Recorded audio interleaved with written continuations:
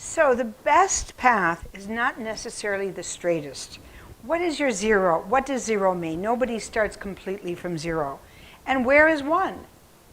If you go on a very narrow tunnel vision, you may find that one, you get there and you get bored after a while. Or perhaps you lose your steam. Or even it's a dead end and you need to reinvent yourself. What I've discovered in my life is that if you, wherever you're starting from, you make the broadest base of experience, meeting people, traveling, discovering, reading, exploring, you will have a foundation that's going to make it possible for you to build, to discover, to grow, to understand, and to take new pathways. So, how did this little girl go to that big girl? For me to have planned a career 45 years ago when I came to India, to stay in India as a dancer would have been totally insane, something I would never recommend to anyone. And yet I've had a fantastic life, and it's definitely a one. I'm not only of non-Indian origin doing classical dance, but I'm known primarily as an interpreter of cultural heritage and tradition through the Abhinaya. And then along the way, another one is that I loved Chow and became the first woman soloist of Mayurbhanj Chow, and then was the first person to introduce it in North America at a dance conference in Hawaii for dance scholars. All of these things are not something I would have planned, and I'm going to take you back to the beginning. Where do I come from? Because one thing that's very important is that you have to know who you are. And that way you can expand, the world is yours. We need to have cultural fluidity, just like you have language fluidity. But you have to explore everything, and as you do, you understand yourself more. So that way you have the best of everything. So over here, this is me with my mother, and this is my mother with her mother. Now, my grandmother, when she was young, looked probably, I think everyone here might have someone in their family who looks like that. But this is actually Lithuania, and this brother, who looks another nationality, but they're all one family, he went to South America. This one was exiled to Novosibirsk, and this one was killed by Hitler, and this is my grandfather. Fortunately, my grandmother never listened to her mother, who said, "Don't marry him, he's short, you'll have short children." Since she married him, they lived and came to America. One of the main things I learned when I was a little girl, that's me, is that every year you think you're busy. But the truth is, next year you're going to be busier. Wherever you are in your life, you should try to do more. So when I was this age, I was not only doing dancing, I took brownies, which is like Girl Guides. I'm not the type, but I did 3 weeks. It was a good experience. I did theater, I did book clubs. I even took a class in cartooning, and I have no skill as a cartoonist. But it's something that is part of my repertoire, something that's there. Our family was active in politics. When I was 11, I was picketing a chain store that's segregated in the South. And as I continued doing things,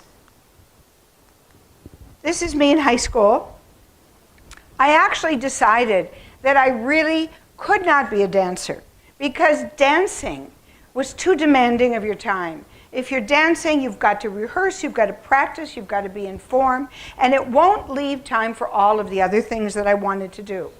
I didn't stop dancing. I just kept doing everything. When I was 15, I went to the first March on Washington against the Vietnam War without my mother's permission, and they said they would think of a suitable punishment, but they never did. Then I had gone to a very amazing high school. It was, I had 30 different majors, curriculum. So I was in science and arts. I had to do chemistry, biology, physics. and trigonometry, but I also did sculpture, history of Western thought, theater, radio speech, and dance, and so many things, journalism, so that when I went to university,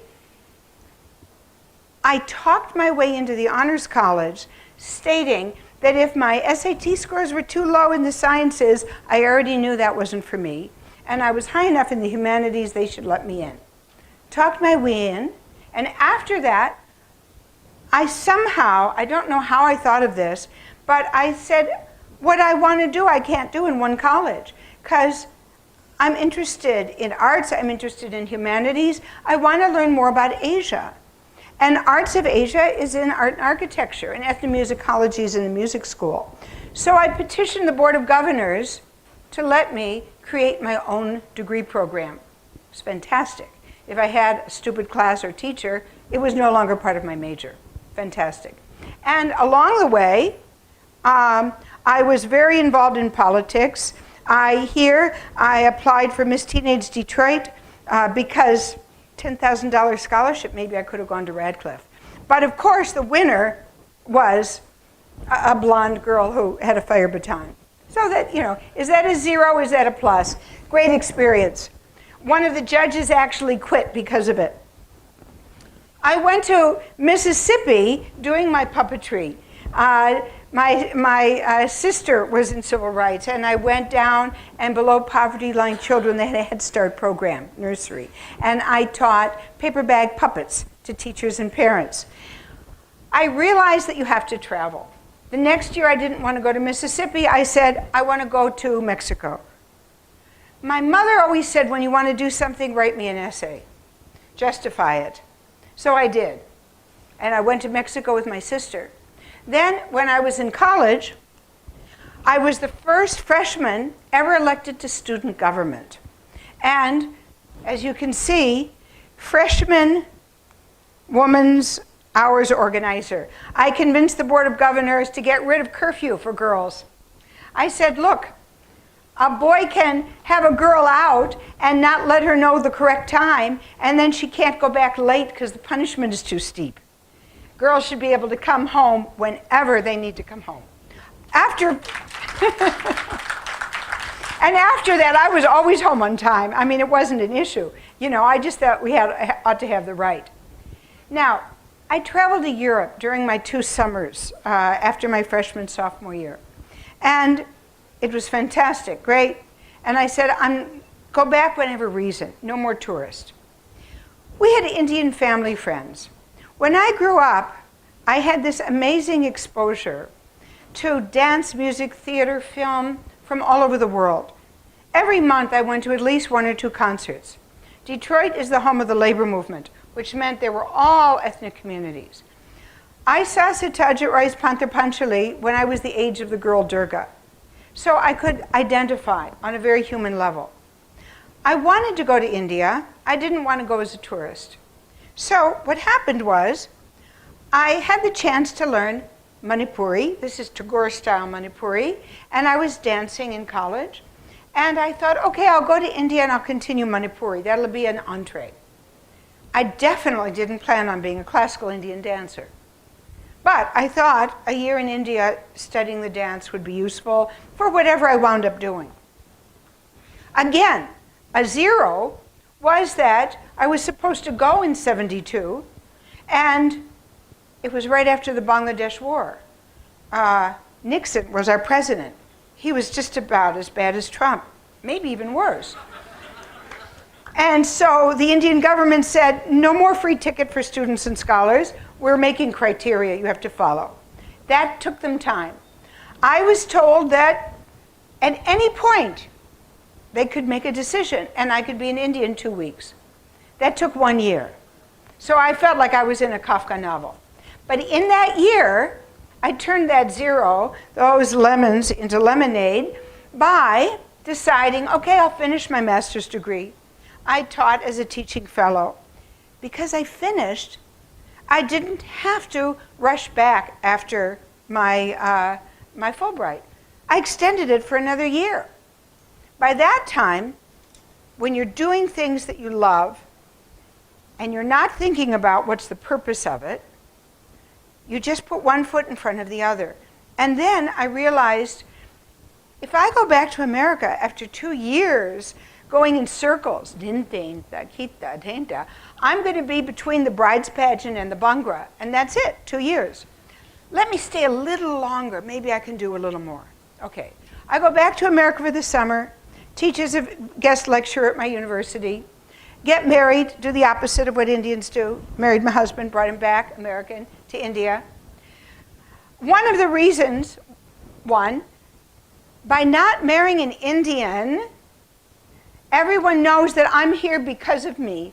I'm here because of what I wanted to do, you know?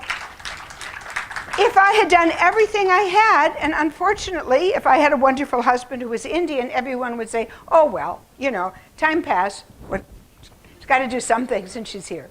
So I came to India. This was the kind of modern dance, very lyrical. It suited with the Manipuri. I came and I love Manipuri. Manipuri, to me, is my main style. I would only be doing Manipuri if the ones that I achieved in Manipuri were sustainable. But everything depends on your teachers. My teacher taught me wonderfully, but he wasn't encouraging. He would never play for my program. He wouldn't let me use the musicians. When I was in Manipur, he wouldn't introduce me to anyone. So I learned from him. He was great. This is the pre-Vaishnavite Laiharoba. This is Geet Govinda. These are the male forms. When I learned Kartal Cholam and performed it at the academy in Manipur, they said, wow, maybe we should start teaching this to the girls because she does it right. It was wonderful. I loved it. But one thing was that I saw a dance, which you all know, Chow, wasn't known. Oh, before that, I had to pass some free time. So this is the very first, that's a one, first musical done in Delhi, in India, Oliver. And I choreographed that. I wasn't that keen on musicals, frankly. I was more high art. But I had time, and I had seen it on the plane coming to India, so I thought it was prophetic. Now, this is Chow, and this is modern dance. So I think you can see from the picture. 17 years of ballet and modern dance. When I saw Chow, even though I didn't want to be a dance collector, I said, well, let me just do a little bit. I saw Western theater people coming and learning Chow for like 2 weeks and thinking they were the top of the hit parade. And actors don't learn as quickly as dancers. So I continued. And you can see the similarity. Not in the import, not in the genre, but at least in the training. And I love Chow. And when someone says giving up, oh, you have to do one thing or another, that's like telling a mother, give up your children, you know, or choose one. They're totally different. I love Chow. This is my blessed guru, Guru Krishna Chandra Nayak from Baripada, reminded me of my grandfather. This is my daughter. And when he was very old, he was in tears. Okay, here's a 0. Because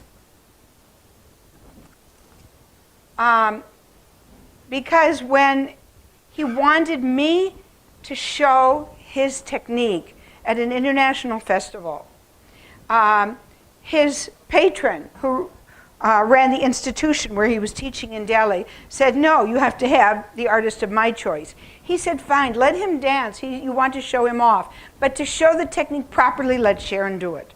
And actually on his deathbed, he was crying about that. But I feel a responsibility to the art because of that. Padma Vibhushan Guru Kailacharan Mahapatra. He taught a workshop at the place I was studying Manipuri in Delhi. It looked great, nice camaraderie. I was learning alone. And the second year, when I was about to leave, I thought forever, he came again for a workshop. I said, okay, I'll just take a workshop just academically to understand something about the style. And I told my Manipuri guru, any effect, I'll stop. Well, he was wonderful. He was generous. In 2 weeks, he had me help teach the beginners. He said I learned faster than anybody he'd ever taught because I had such a background. And he encouraged me. And so because of him only, he said, you record the music, I'll help. You get the costume made, I'll help. And as it turned out, after about 5 years of learning Odissi, that actually everyone knows that foreigners are hardworking and they're going to get the athletic part of it.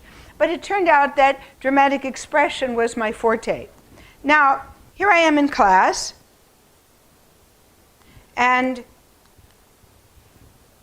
I decided after 5 years, wait a minute, I better go back to America and see what I can do with this. So it's not just an indulgence. And I realized that if I couldn't do something there, what was the point? And of course, everybody knew that foreigners doing Indian dance were just students. Nobody took them seriously, really. And, or they were hippies or worse. So it wasn't a very viable career. Back in America, I wound up doing 250 school programs. This is a program, I carried my own stage. I had a map with the dancers. I did Manipuri and Odissi.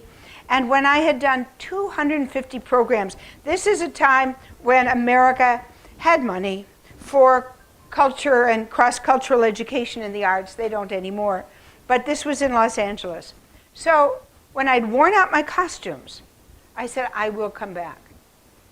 And then the thing is, the more you do by not thinking, by just taking one step, the farther you will get. Sometimes people say, wow, you have a lot of courage. I would say, no, no, no, no, no, no. No courage. Naivete will get you much farther than courage. People with experience will tell you the things you want to do are impossible. But when you're young, you don't know that. And you just do it.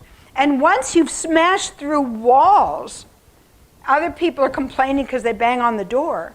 And there wasn't even a door for you. But you smash through it, and then you look back.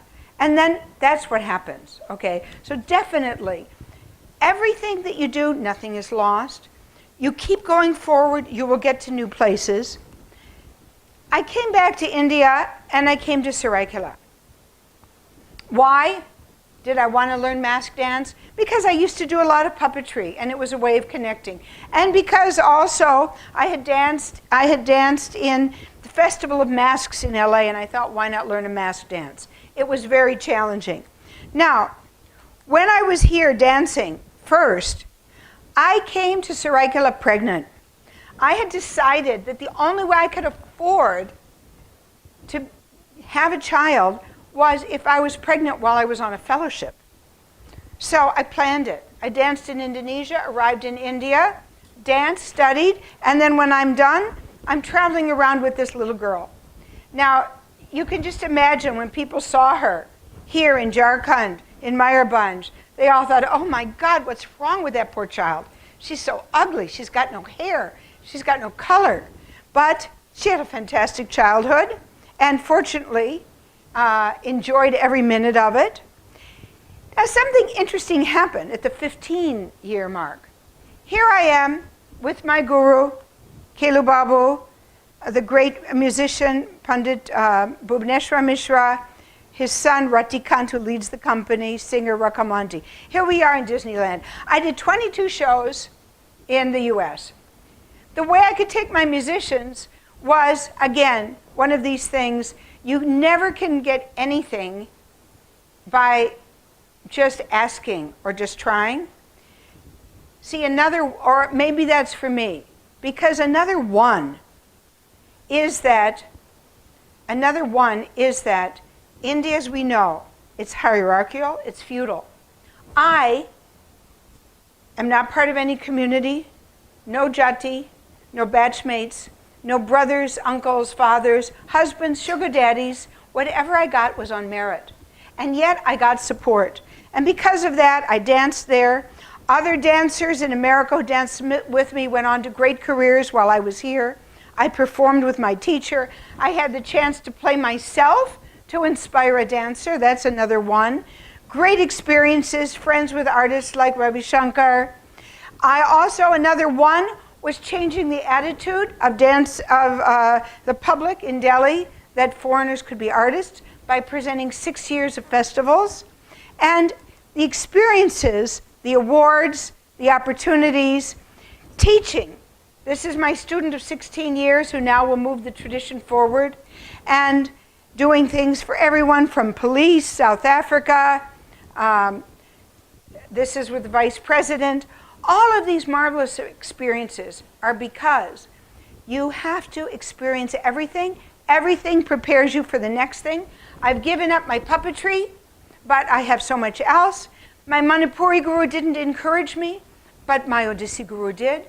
And that's a good thing, because Manipuri is not the most popular style, no matter how much I love it. And everything has led me to being with my mother, who's going to be 101 in 2 weeks, and my daughter, and a great life. Thank you.